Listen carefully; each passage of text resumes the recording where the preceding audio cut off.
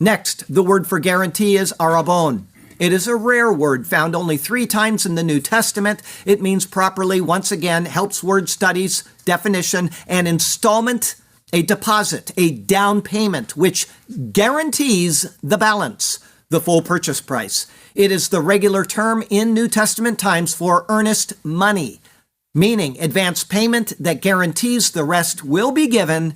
It then represents full security backed by the purchaser who supplies sufficient proof they will fulfill the entire pledge, meaning the promise.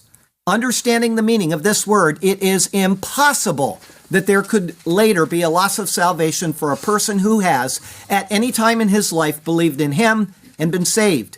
If God seals us with his Holy Spirit as a guarantee, and if we can lose that, then 1, the gift was not a gift at all. As it can be taken back, the term gift is then a lie. 2, it was not a very good guarantee. In fact, it was no guarantee at all. God's decree has failed. 3, it is by default of our effort and not of God that we are saved. If we can lose our salvation at any time after having it granted, then it was never of grace in the first place. By default, it must be of works. 4, God made a mistake in sealing with his guarantee. As God cannot make a mistake because he knows the end from the beginning, a person who believes salvation can be lost is now following a false god. 5, it would diminish the value of Christ's atoning shed blood, which was used for the purchase of the possession. His cross is, by default, unable to procure and secure that for which it was intended. As noted, the word arabon is found only 3 times in the New Testament. The other 2 times are in 2 Corinthians 1, verse 22, and 2 Corinthians 5, verse 5. In all 3 uses, it is referring to the pledge of the Holy Spirit. He is our surety and our guarantee. As this is the sealing of God in us, it represents the highest of all authorities. It further represents an eternal decree of God.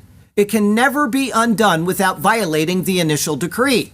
As we learned in a previous doctrine sermon, God's decrees are unconditional and they are eternal. Therefore, the believer is 100% secure as he awaits the redemption of the purchased possession. What is being referred to here is, as Charles Ellicott says, the complete and final salvation from sin and death. This indicates the result of the action and not the action itself.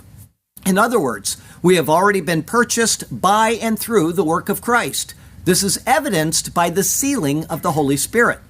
God cannot lie. The salvation of the one who has believed the gospel is secure. And all of this is, as Paul says, to the praise of his glory. Vincent's Word Studies notes that this final clause is to be taken together with the words, "you were sealed."